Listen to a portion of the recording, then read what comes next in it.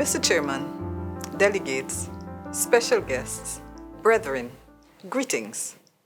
It gives us great pleasure to present to the 6th Quadrennial session of the East Caribbean Conference of Seventh-day Adventists this report of the goals and accomplishments, challenges, findings, and recommendations of the Audit Department.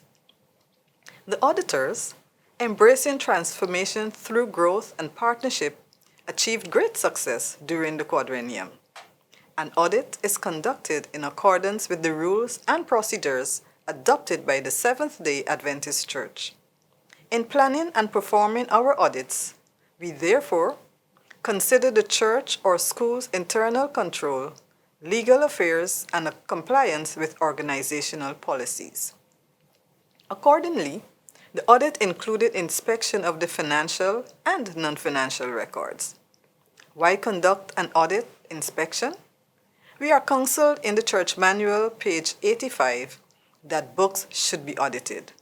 Therefore, we audit the churches and schools to determine accuracy, to establish compliance in accordance with organizational policies, to provide boards with the confidence to make financial decisions, to provide assurance to the members that their contributions are used for the purposes intended, and to hold the treasurer accountable for the funds entrusted to the treasury.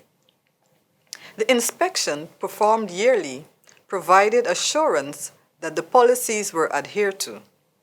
It also motivated treasurers and the church clerks to be up to date, establish and maintain integrity in their recording and reporting. Luke 16 verse 2 reminds us that you need to give an account of thy stewardship.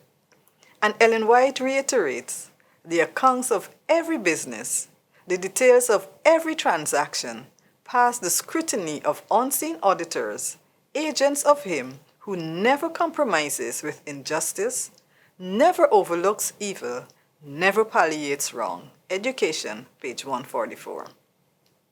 The audit provides the scrutiny of the accounts and the details of every transaction. Our goals for the quadrennium were 1. To increase the number of churches audited. 2.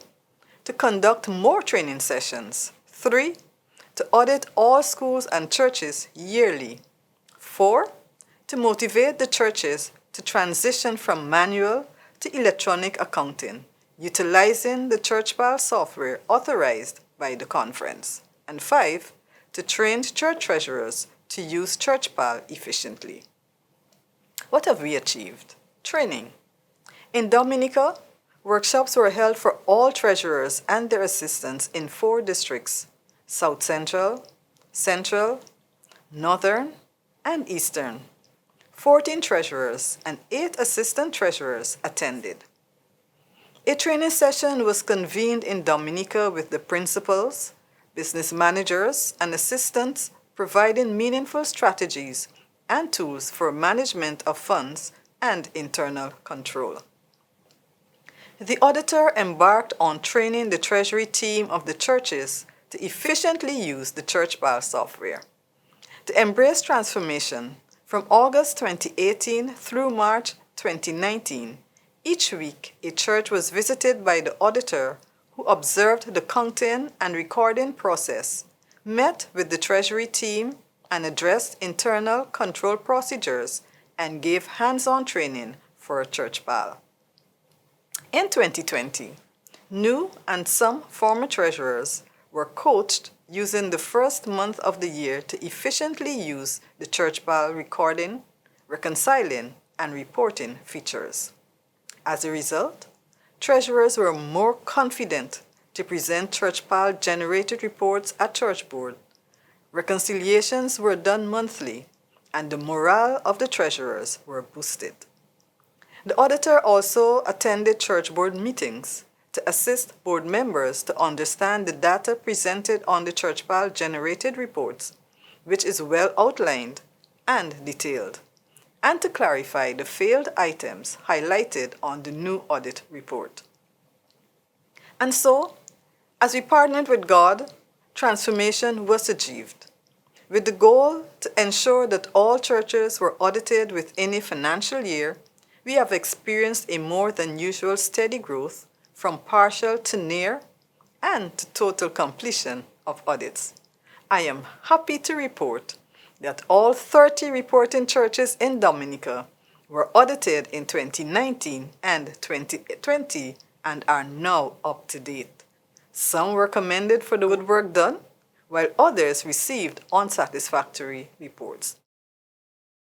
Here's a comparative analysis of our achievements. During the previous quadrennium, we worked towards bringing our audits up to date. As a result, we progressed from having to audit from 3 to 5 financial years per church to just 1 to 2 years. Determined to embrace transformation and growth in auditing, we persevered during the quadrennium to have all schools and churches audited on a yearly basis. Of the 30 churches and 4 schools in Dominica, and the 59 churches and 2 schools in Barbados, here is the analysis of the audits done. As you can see from the quadrennium 13 to 16, our highest amount of audits were 17. In 2017, we conducted 26 audits in Dominica and 18 audits in Barbados, plus 3 schools. In 2018, 27 audits were completed in Dominica and 31 in Barbados, plus 1 school. In 2019, 30 audits were completed in Dominica, 37 in Barbados, plus 3 schools. And in 2020, our highest audits were done, 30 in Dominica and 49 in Barbados. Compliments to Mrs. Ruth Paul Graham for achieving 100% audits, successfully auditing all 30 reporting churches in Dominica in 2019 and 2020. Our achievements were not without challenges. The challenges encountered were 1. Lockdowns and curfew. Churches were closed and some treasurers were not prudent in their record keeping. Hence, accessing data for audit was challenging. 2. Another challenge in fulfilling our obligations was obtaining board and business meeting minutes to conclude the audits. In many instances, the financial audit was completed, but there was a lengthy delay in receiving data from the church clerks for review. 3. A few treasurers delayed the audit process by not having all their documents readily available, especially the bank statements. And 4. Some treasurers in Dominica did not attend the training workshops. Findings. Here are the observations from the audits conducted. 1. One church continues to be non-compliant with the 60-20-20 Organizational Giving Plan policy. 2. Bank reconciliations were not done, hence bank, credit union, and curve interests and charges were not being recorded by many churches. 3. Few churches were consistent in remitting tithes and offerings to the conference by the 10th of each month. 4. Churches operated without a budget to manage and finance its mission. 5. Some churches recorded 0 baptisms or additions to membership. 6. In-gathering comeback were not used for the intended purpose. 7. The membership at the conference and the membership at the church do not match. 8. Some church clerks have not submitted membership reports to the conference secretariat. 9. The title deed for some churches are unavailable for inspection. They are not filed at the conference, nor are they available at the church. 10. Board minutes authenticity were questionable since they were not signed by the board chairman and in some cases not even the church clerks. 11. Church board and business meeting minutes were not readily available when requested. 12. The audit report, an agenda item, was not presented to the members at church board and business meetings in some churches. 13. Churches operated without a business meeting. 14. Recommendations made by the auditor are not always being adhered to by the church boards. 15.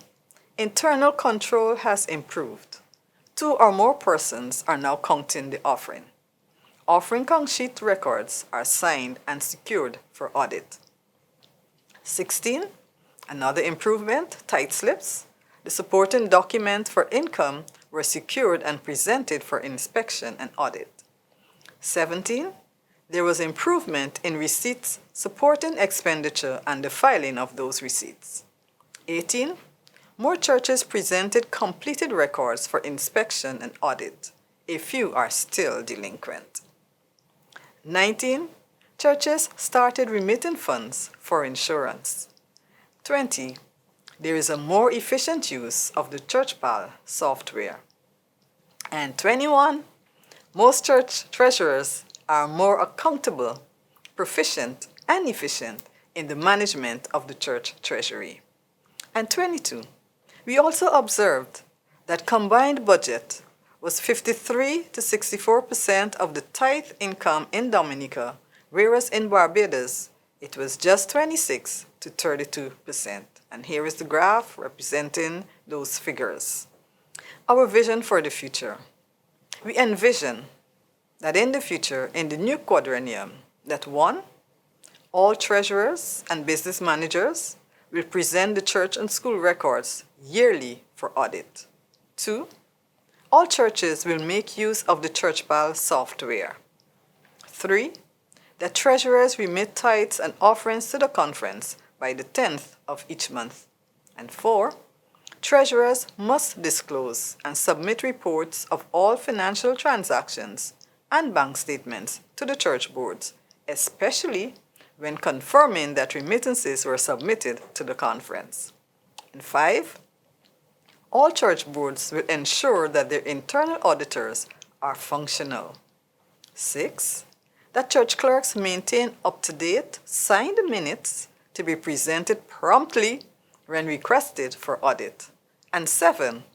The audit report will be presented to the members at school board and church boards and at business meeting to give a sense of confidence in the treasurer and provide quality assurance that the funds they remit are being used for the purpose intended.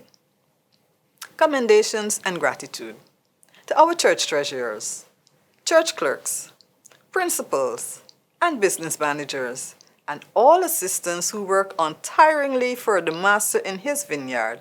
You embrace transformation, and your growth through partnership is evident. Thanks for your dedication, commitment, and efficiency in the Treasury Department of your church and school. We will continue to pray for you that God will guide you as you continue to work for Him.